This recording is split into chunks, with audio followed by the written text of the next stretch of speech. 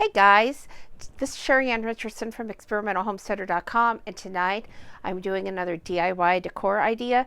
This is a Pottery Barn inspired French Valentine pillow. Isn't this cute?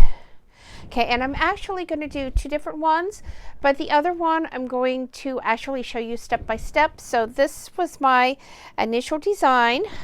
It is just purple on the back. It has this cute little floral print on the front, and then it has this design that I did download off of another blogger's site. I am in the process of contacting her to see if it's okay if I share that link with all of you. But anyway, this is the pillow, so we're going to get started, and I'm going to show you step by step how to make this. Okay, so the first thing that you will need to do is to choose two coordinating fabric colors. I chose this pretty floral print and this purple back here, and you will cut those into a heart shape. Now don't worry about not having a heart shape pattern. You can make that out of cardboard, poster board, newspaper, anything at all. So as long as you like the heart shape, that's what's important here. The next step is going to be to pin that heart shape or tape it or whatever you want to do to your fabric. Cut your two fabric pieces and then iron them because you want these to be smooth. Okay, so once you have your fabric cut into a heart shape, and you're going to need two pieces here. And you can have the front and back both the same colors if you want. I just thought it would look prettier to have a print on the front and have the back plain, since we're not going to see it when we're done. But then you're going to want to choose your design. You can choose the design that I did, which, as I said, I'm trying to get permission from the blogger that originally posted this to share that link with you, or you can choose any design you like. You can even print photos if you have family photos. You know, any photo you can print. And what you're going to do is print it using this Avery printable fabric. Okay, this is available in most craft shops. It doesn't have to be this brand, but this is the brand that I chose. It comes with sheets of fabric, okay, that is printable. This side is a mat. The back side, and I know you probably can't see this, there we go. The back side is shiny. You do not want to print on the shiny side. That's the side that you're going to iron on to your fabric. Okay, it comes with very easy to follow instructions. Let me get this put back in and I will show you. All you do after you print this, let it dry a little bit. It does not say that in the directions, but I felt like, you know, just printing it and laying it there for a couple of hours while I was busy doing something else and then coming back to it was the best option. Okay, all the instructions are right here. As I said, very easy to follow. So now I did these backwards because her design is actually printed backwards. So if you're using the fabric transfer instead of the actual fabric that you can iron on, then this would be right. If not, you're going to need to go into a program like Photoshop and you're just going to need to flip it the other way. Okay, so like I said, this is the ones that I did backwards. I'll use them for something, but I don't know what. They do come out, you know, full sheets of paper. And then what I did was I took some pinking shears and I cut around so that I had a transfer design that looked like this. I liked that edging because if you look carefully, you could see that it also prints an edging very similar. And then what I'm going to do, I'm going to iron this on to the front of my piece of fabric. I'm going to take it over to my sewing machine. I'm going to sew it right around the edge here with a zigzag stitch, just to give it a little extra stability. Okay, so we're going to do that now. Okay, so I have my design centered on my heart exactly where I want it. Now I'm not measuring or anything, I'm just taking a guess. And I have my iron setting here and it is heating up to the cotton setting. And then I'm just going to press this, and what I noticed when I did the other one, the edges are going to want to curl up a little bit. But if you just be persistent and very gently, it says about 5 seconds, just keep pressing from side to side until it's stuck, it's going to be fine. Okay, so once I was satisfied that my design was ironed on well, then I came over here and I put this in my machine, and like I said, I'm just going to run a zigzag stitch around the edging.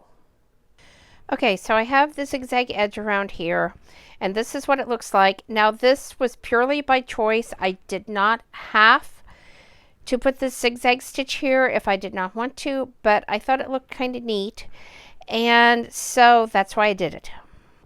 Okay, the next step is to lay down your back piece of fabric.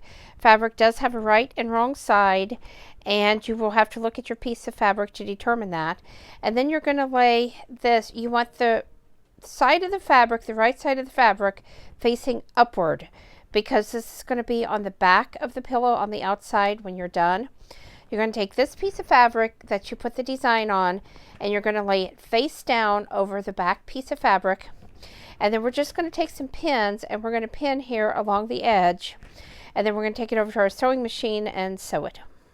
Okay, so I have my pins in place, and you're going to notice I did not go right to the edge of this, and that's okay. And you're also going to notice that you can see some of the backing fabric. That's because there were some crooked cuts here, which is okay again. I also did not pin this area right here, and this is because this is where my opening is going to be, and I left that intentionally so I did not accidentally sew it shut. Now we're going to go to the sewing machine. I'm going to do a zigzag stitch first, and then I'm going to do a straight stitch inside of that, so it will be double stitched. And again, this is just because I know these pillows are going to get some pretty rough treatment, and I don't want them to come apart. Okay, so I have this sewn, and as I said, I did want to do a double stitching. I did the, let me turn it this way.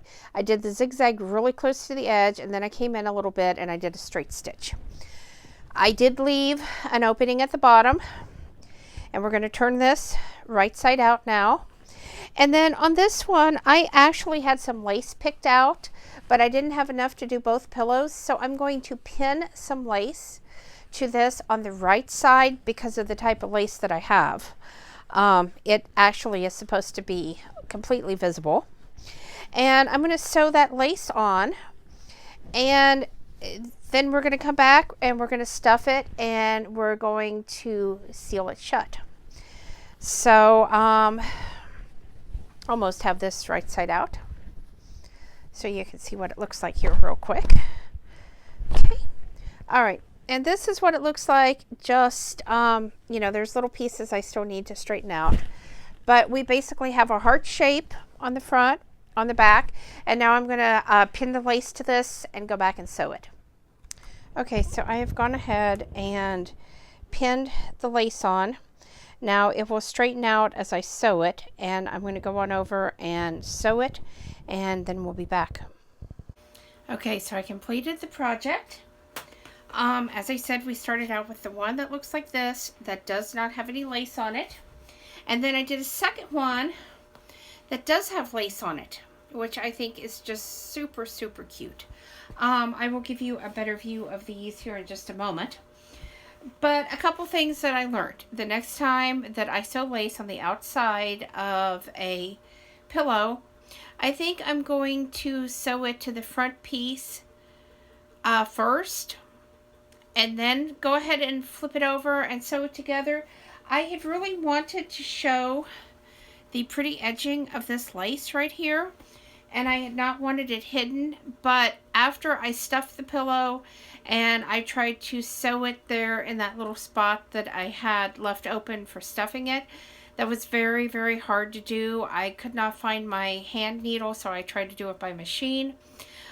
That's probably what the problem was. But these are really, really cute pillows. They are a great DIY project. And for those of you that don't sew and would still like to have something like this, you could use these iron-on printables on any pillowcase that you already have or that you might want to buy. Super simple. All right.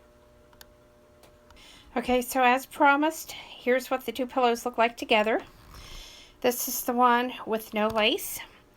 The one with lace, which I think is a lot cuter, just my personal opinion. And these are an adorable DIY decor idea. These are Pottery Barn inspired French Valentine pillows. And I still have not heard from the blogger about sharing this printable. But as soon as I do, if she says it's okay, I will be sharing that link with you. If not, like I said, you can use just about any printable you want. Thanks for watching and have a great night.